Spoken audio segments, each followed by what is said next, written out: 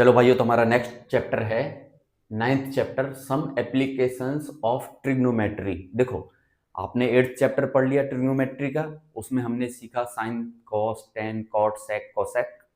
अब उसका practical life में क्या यूज है, हम किस तरीके से यूज करते हैं, वो हम सीखने जा रहे हैं। ठीक है, तो देखो सिंपल है कि जैसे मान लो कोई टॉवर है, वो कितना ऊंचा है, कितनी दूर पे है ना, लेंथ कितनी है, विड्थ कितनी है, डिस्टेंस कितनी है, चौड़ाई कितनी है, ये सब हम निकालते हैं साइन, कॉस, टेन, कॉट, सेक, कोसेक का इस्तेमाल करके।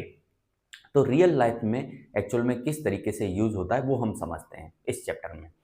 दूसरी चीज ये आती है कि इस चैप्टर में दो चीजें आएंगी।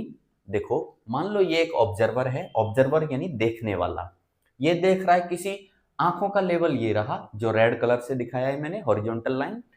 इस आंख के लेवल से ऊपर में कोई ऑब्जेक्ट है, कोई चीज है, तो आंखों को ऐसे ऊपर करके ऐसे ऊपर की तरफ देख रहा है कुछ। तो देखो, ये आंख का लेवल हुआ और ऑब्जेक्ट ऊपर है, तो ये जो लाइन है जो जिसको हम देख रहे हैं ऑब्जेक्ट को, इस लाइन को कहते हैं लाइन ऑफ साइट। क्या कहते हैं? Line of site.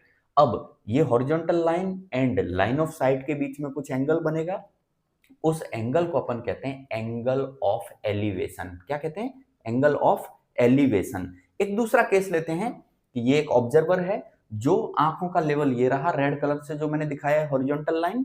अब नीचे की तरफ कुछ देख रहा है, जैसे लाइक नीचे की तरफ अपन कुछ देखते हैं, तो बीच में एक एंगल बनेगा, ये हॉरिजॉन्टल लाइन और ये लाइन ऑफ साइट के बीच में एक एंगल बनेगा, इस एंगल को अपन कहते हैं एंगल ऑफ डिप्रेशन। क्या कहते हैं? Angle of depression. और ये जो ब्लैक कलर से मैंने दिखाया है जो राउंड, ये ब्लैक कलर से जो दिखाया है, ये मान लो कोई ऑब्जेक्ट है जिसे ऑब्जर्वर देख रहा है।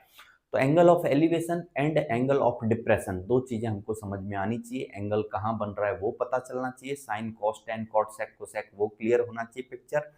उसके बाद में सवाल को समझना बहुत जरूरी है कि एक्चुअल में वो कह क्या रहा है। और अगर सवाल समझ में अच्छे से आ गया तो उसका फिगर बना लो। क्या बना लो? फिगर। अगर आपने क्वेश्चन अच्छे से समझ लिया और फिगर सही से बना लिया तो सवाल तो 2 मिनट का नहीं है। क्लियर है? तो बहुत आसान चैप्टर है। ओके, आई होप समझ में आया होगा दो चीजें, एंगल ऑफ एलिवेशन क्या है, एंगल ऑफ डिप्रेशन क्या है, लाइन ऑफ साइट क्या होती है, ठीक है, और हॉरिजॉन्टल लाइन क्या चीज है। ओके।